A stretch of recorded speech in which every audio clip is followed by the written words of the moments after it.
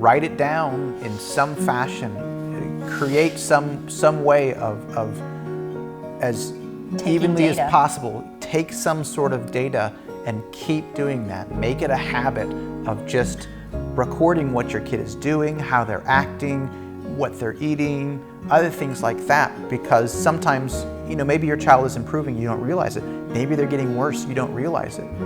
You live such a long time with these kids that you internalize their behavior. Maybe you're having a bad day, and so you're putting that on the kid's behavior. If you just record this stuff, because it's not I give my child a wonder pill and everything is fine. It's weeks and months and years of work, and if you aren't recording that stuff, it's very hard for you to look back, both as a method of research and also as a method of triumph. Being able to look back and see all the 10s in behavior that you wrote down or something like that, and seeing that change to 8 over time, seeing that change to 5 over time. That's very encouraging to have hard fact that your child is a lot better than they used to be.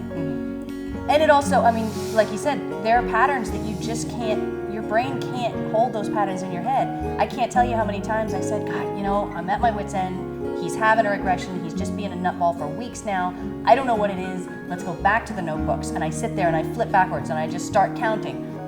What are the things that he ate? How did he behave? What did he eat? How did he behave? How were his stools? And just looking for patterns. And when it's written down, they become so obvious.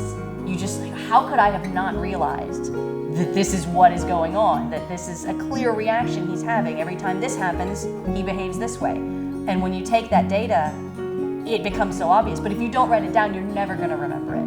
I can't remember what I had for breakfast this morning. You have to write it down. And when you have that data, you can convince other people. I've had people try and tell me that my kids never had autism to begin with. And I say, I have home videos. You look at those home videos and you tell me they didn't have autism, because that is an autistic kid in that video. And having that data and having those videos and having that evidence of how things used to be is one of the only ways I've convinced a lot of people. Because they look at my kids now and they say, your kids are fine, there's nothing wrong. And I say, well, if I stop giving their meds, Thank you. yeah.